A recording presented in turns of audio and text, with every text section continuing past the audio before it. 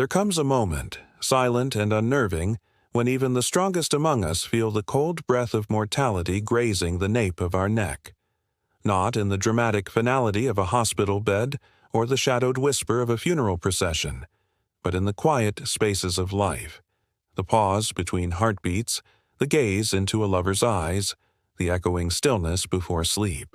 It is in these unspoken intervals that the question of death arises not as a concept, but as a presence, a veil we brush against but dare not pierce.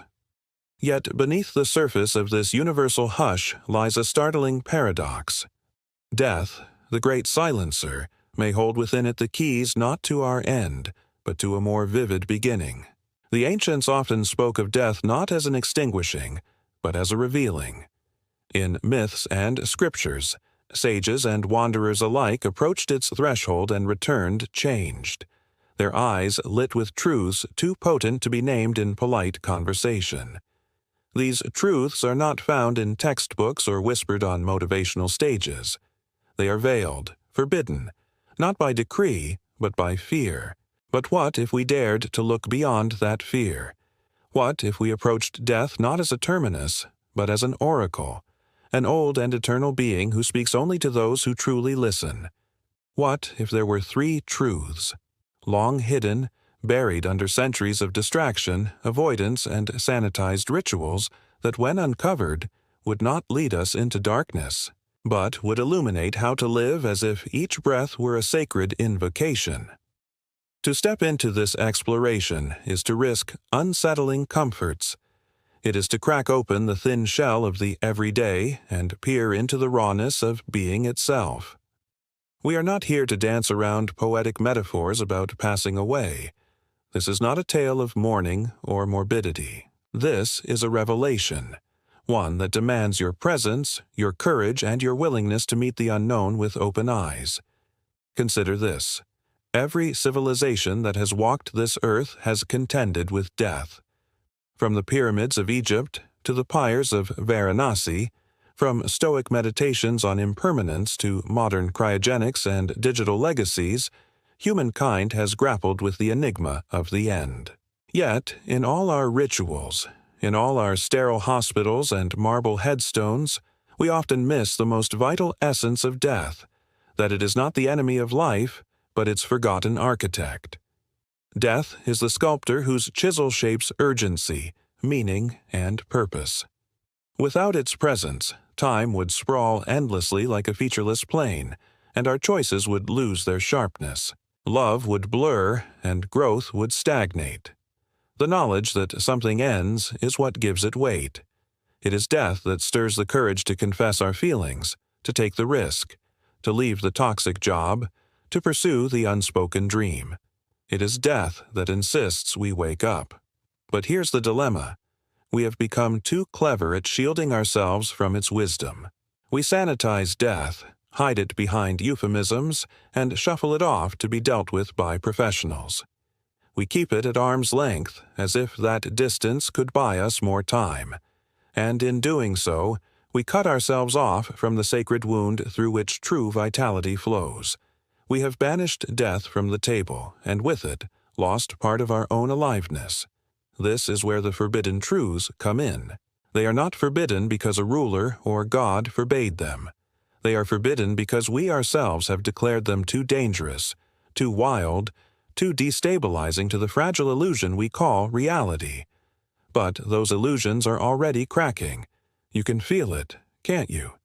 In the anxiety that simmers under the noise of daily life, in the strange ache you feel at the turning of the seasons, in the moments of quiet when something ancient and wordless knocks at your consciousness. We are not here to embrace despair, quite the opposite. We are here to hold hands with the inevitable and ask it what it came to teach. For within death lies a mirror, one that reflects not only the truth of our mortality, but the untapped power of our existence. To understand the three forbidden truths about death is not merely to think differently about the end. It is to be radically reawakened to what it means to be alive. These truths do not promise immortality in the way science fiction does. They offer something deeper, eternity, not as a timeline but as a way of being, a transformation of perspective so complete that life, in its brevity, becomes infinite. And so we begin this journey not as tourists of tragedy, but as seekers of something hidden behind the final curtain. The terrain ahead is both intimate and cosmic, requiring both humility and vision. What you are about to discover is not merely information. It is a rearranging of the inner architecture of your awareness. You will not leave unchanged. The forbidden truths begin to whisper. As we pass through the veil of surface existence, deeper resonances begin to stir beneath the skin of our daily lives, vibrations that speak in the language of eternity. The first of the forbidden truths about death does not begin with physical decay or funeral rites, but with illusion. And, like a dream that has governed the mind for too long, it must first be seen for what it is before it can be relinquished. We live under a kind of spell, one so subtle and pervasive that we hardly recognize it. It tells us that death is a future event, that it sits far out on the horizon line, waiting for us in the distant mist. But this is not truth, it is hypnosis. In reality, death is not a singular moment that arrives with ceremony.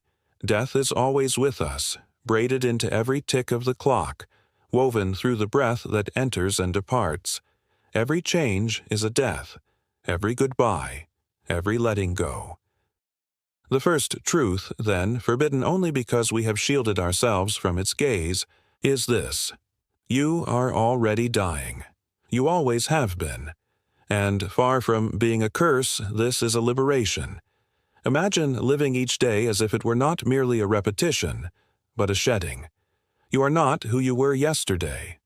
Even the cells of your body, those microscopic architects of flesh and sensation, are in constant renewal and disappearance. This truth beckons you to understand that life is not a static possession to be guarded, but a river of vanishing instants. You do not own life, you participate in it. From this foundation arises the second forbidden truth, which coils in deeper still. If death is always with us, then the boundary between the living and the dead is not as rigid as we believe. This truth challenges the duality. We separate life and death as if they are opposing forces in a cosmic war. We say one is light, the other darkness. One is movement, the other stillness. But what if they are lovers, not enemies? What if death is not an opposite but a complement, a partner in the rhythm of existence? This truth is subtle and difficult to hold because it requires us to surrender control. We want life to be predictable, secure. We want time to obey our desires. But death teaches a different language, the language of surrender, of mystery, of rhythm rather than control. The second forbidden truth is this: death is not the end of life. It is what makes life possible. In this frame, death ceases to be a tyrant and becomes a gardener. Every blossom that wilts feeds the soil. Every falling star illuminates the heavens.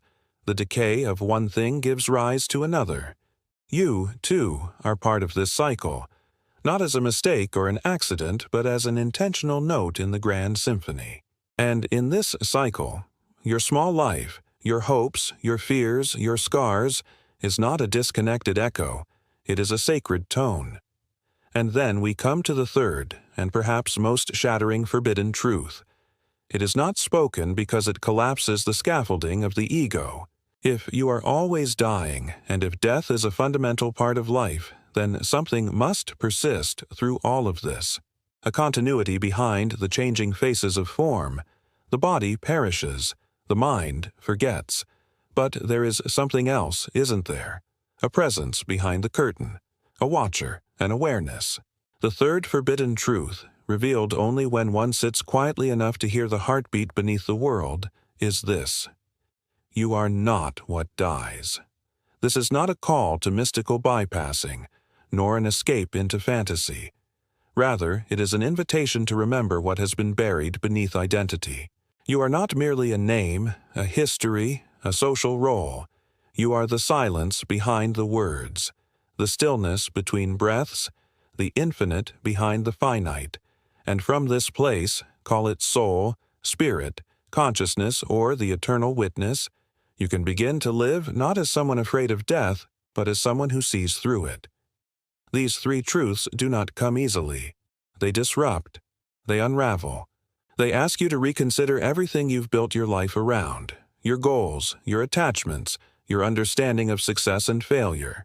But they also offer a chance to awaken. When you realize you are already dying, you stop postponing your life. You begin to speak truth even if your voice trembles.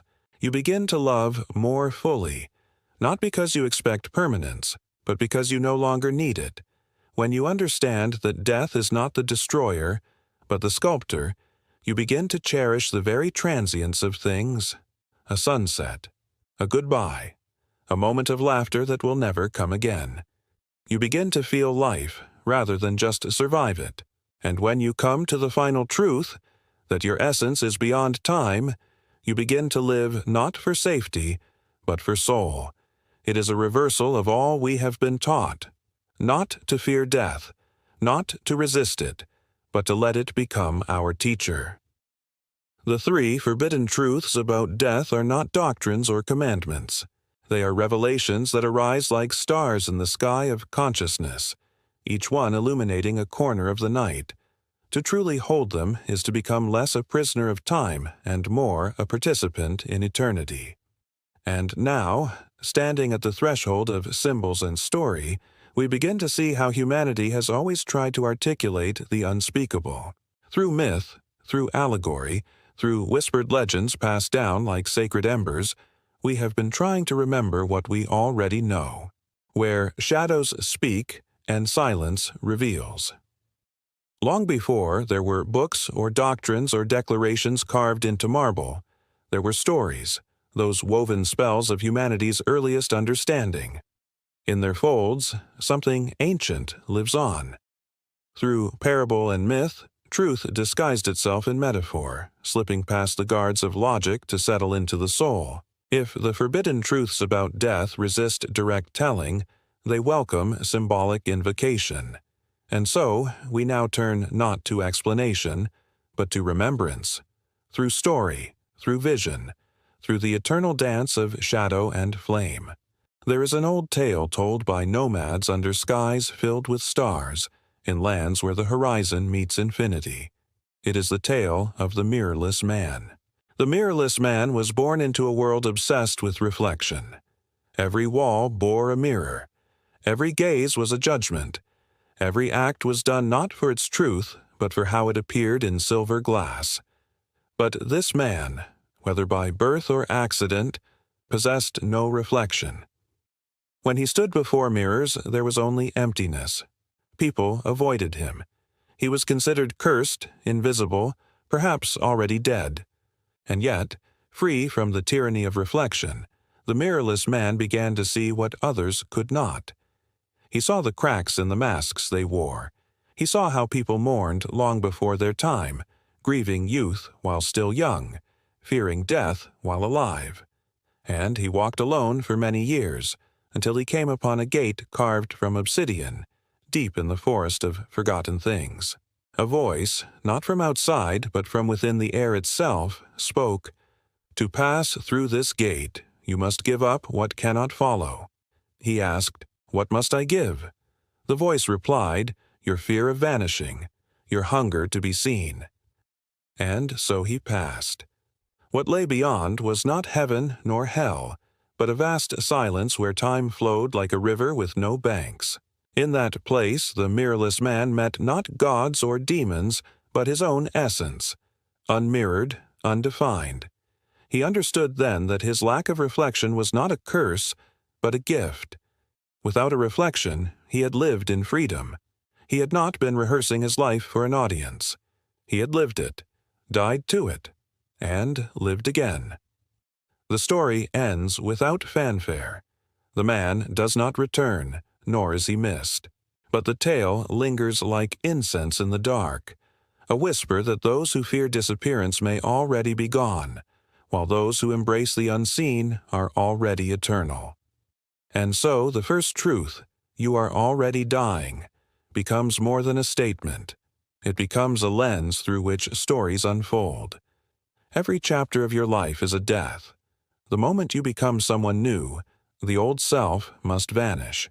The mirrorless man walks beside each of us when we shed an identity, when we walk away from what no longer defines us, when we realize that being seen is not the same as being alive. There is another tale, older than any written scroll, passed down in hushed tones by those who still light fires to keep the dark company. It is the story of the weaver and the flame. The weaver was a woman who lived at the edge of a cliff where the stars seemed close enough to touch. She wove tapestries, not of cloth, but of time. Each thread she pulled was a moment, an event, a heartbeat. She worked tirelessly, never sleeping, for the cloth she wove was not decorative. It was the world. People came to her asking to be remembered, to be immortalized in her patterns. Kings offered gold. Lovers offered tears. All feared fading, but the weaver knew what they did not, that for the tapestry to live, parts must be burned. Not every thread remains. Not every color endures. For her tapestries to gain brilliance, they had to pass through fire. One night the flame came to visit, not in destruction but in dialogue. "I am what they fear," said the flame. "You are what I need," replied the weaver. And so they made a pact. Every tapestry would burn before completion. The parts that withstood the fire would remain. The rest would become ash. But that ash would nourish the roots of new patterns to come. And so the second forbidden truth, death makes life possible, finds its echo here. Without the fire, the weavings were flat, lifeless. It was the passage through death, the burning of expectation, ego, control, that allowed the soul of the tapestry to emerge. We are all weavers, and death is our flame. Every time we let go of what cannot continue, be it a dream, a role, a person, we feed the fire, not in sacrifice but in transformation. What remains becomes more vivid, more alive. The purpose is not to preserve every thread, but to allow the cloth to breathe. And finally, a final story, more a breath than a tale, more a knowing than a narration. It is said that at the end of all seeking, when the roads fall silent and the stars cease whispering, there is a garden. In that garden nothing grows, and yet it is filled with life. One must arrive alone. One must carry no name, and upon entering, the visitor sees something impossible, themselves, but not as body or memory or even light. Themselves as silence, themselves as stillness, as presence without shape. This is the third truth revealed in its purest form. You are not what dies. There, in the garden beyond desire, you meet the part of you that never began and never ends. Not a concept, not a theology, but a direct knowing, a return. And from that moment, everything changes. Not because life becomes easier, but because it no longer needs to. These stories do not offer answers. They offer keys, and with those keys, you may open doors long sealed. The forbidden truths about death are not forbidden by cruelty or conspiracy, but by the soul's readiness. You must be willing to lose what you think you are to see what you have always been. The narratives guide us like constellations across the night sky, not to tell us where to go, but to remind us we are not lost. When eternity walks into the marketplace. How does one return to the world after meeting the truths behind the veil?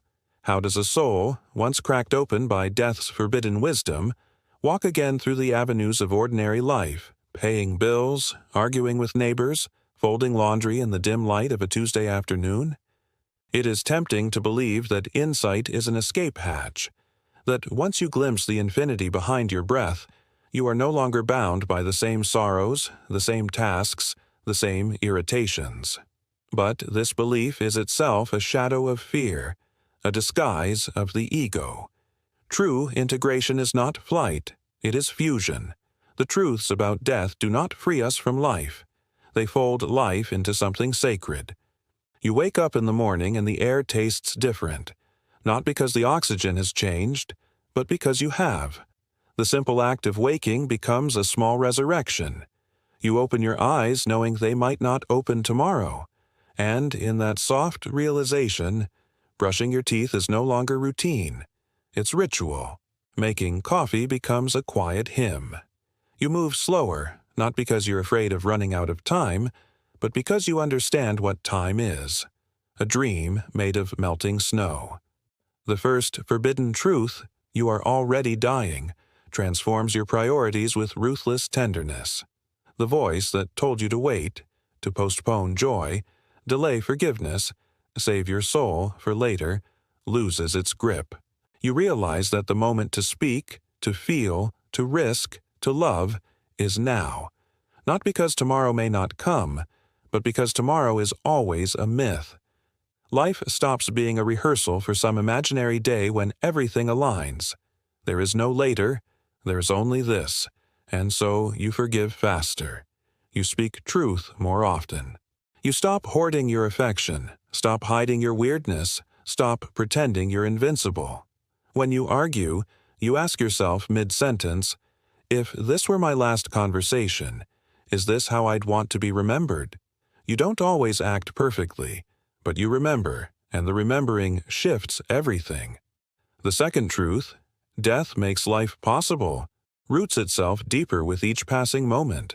You begin to see endings not as failures, but as sacred closures. Friendships dissolve, and you weep, but also bow. Chapters close, and instead of clinging to the wreckage, you start writing the next page. You notice how the falling leaves don't resist gravity. They surrender in grace. You find beauty in the decay, in the wrinkles, in the goodbye. Jobs end. Love ends. Stories end. But you stop calling it loss. You call it release. Not always easily. Sometimes with sobs, sometimes with rage. But still, you bow. Because you know, it had to end so the next could begin. You start to look at your own habits, your grudges, your addictions, your need for control, as things to die now before your body does. You no longer fear pruning yourself, you welcome it. You may find yourself cleaning your closet, deleting old files, simplifying your space, not from minimalism, but from clarity. You let go because carrying everything dulls your walk. You see that space is needed for new breath to arrive. You create room in your life, and in doing so, you start to breathe in ways you never did before. Then the third truth begins to take shape. You are not what dies. This realization doesn't make you immortal in the way the world chases, but it does make you untouchable in a different sense.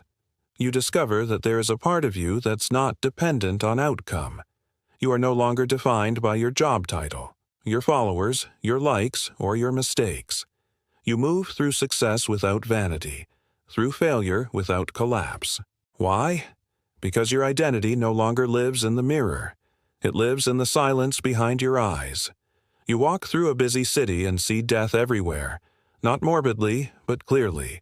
A relationship ending on a park bench, a building being torn down, a man tossing away a tattered wallet, and through that lens everything becomes more vivid, more alive. You see the tenderness in strangers' gestures, the heroic effort in small acts of kindness. You stop chasing drama.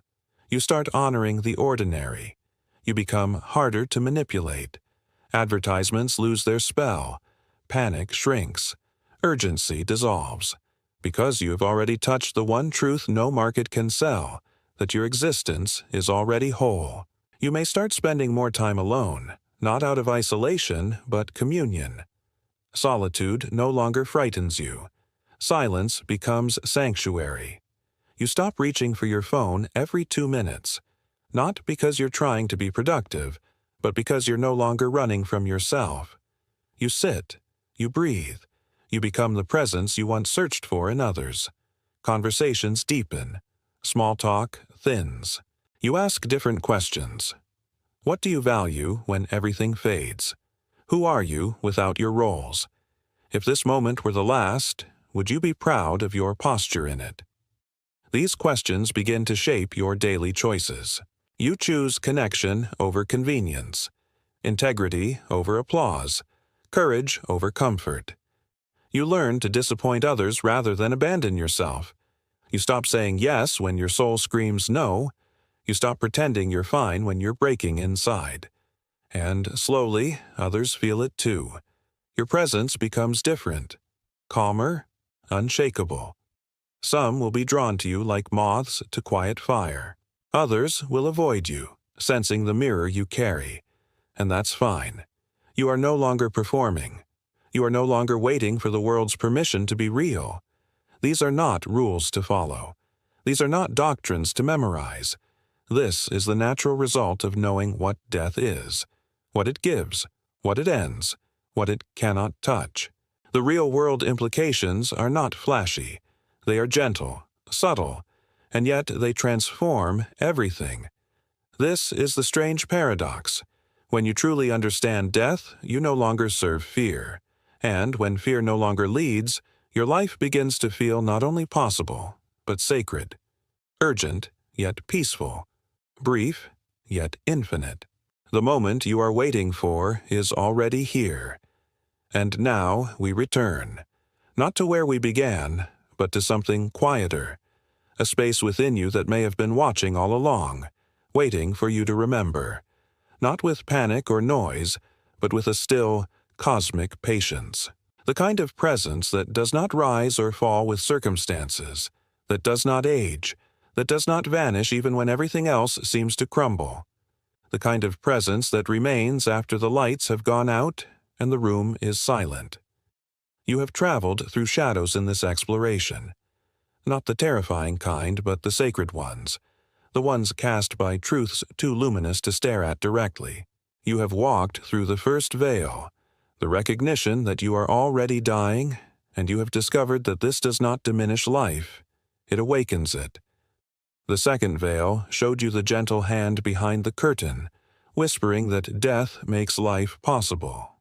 And in that, you glimpsed the secret alchemy of impermanence. And through the third veil, you were invited to realize that you are not what dies, that something in you is wide, eternal, ungraspable, yet unmistakably you. This was never meant to be a lesson in fear. It was always meant to be a mirror, one that reflects not your face, but your essence, one that reminds you that beyond your name, your habits, your stories, even beyond your losses and triumphs, there's a presence that does not flicker, a presence that was here before you had words to define it, and it will remain long after the words dissolve. So what now? Now you walk with eyes that see through. You speak not merely to be heard, but to connect. You create not just to be remembered, but to offer beauty into a world that forgets how to see. You wake up and you live, not as someone collecting days like coins, but as someone who understands that each moment is unrepeatable, that each breath is on loan, that each heartbeat is both a gift and a drumbeat in the sacred music of vanishing things. You may still fall asleep angry sometimes. You may still worry, get distracted, complain. This is not about perfection. It's about awareness. It's about remembering before it's too late. It's about returning, again and again, to the depth within you that is not moved by change, but moves through it like a current through water. You don't need to climb a mountain to prove your awakening. You don't need to renounce the world or shave your head. You don't need to become something else. You only need to see clearly, truly see, that death is not waiting for you like a thief. It is walking beside you like a teacher, like a stern but compassionate friend who reminds you, nothing is guaranteed, so do not wait to be real. Let this be the moment that breaks the trance. Let this be the sentence that calls you back to your own fire. You do not need more time. You need more presence. And death, the most forbidden of truths, may just be the key to unlocking it. Live now. Speak now. Touch the world with the hands of someone who knows they don't own a single second of it. Make art. Say what you mean. Look people in the eyes. Let silence speak louder than noise. Let grief teach you how to love deeper. Let the small things matter more than they ever have. Because you know now. You know. And what is known cannot be unknown. Let that knowing shape how you rise tomorrow. Let it shape how you end your days. Let it guide your decisions, your risks, your boundaries, your tenderness. Let it be the compass that whispers when you're lost. You are already home, but your time here is brief. Be awake for it. The 3 forbidden truths are not just revelations. They are invitations. To wake up, to live deeply, to die wisely, and in doing so to become something radiant, rooted, and free. Let the knowledge of death transform how you love. Let it change how you live forever.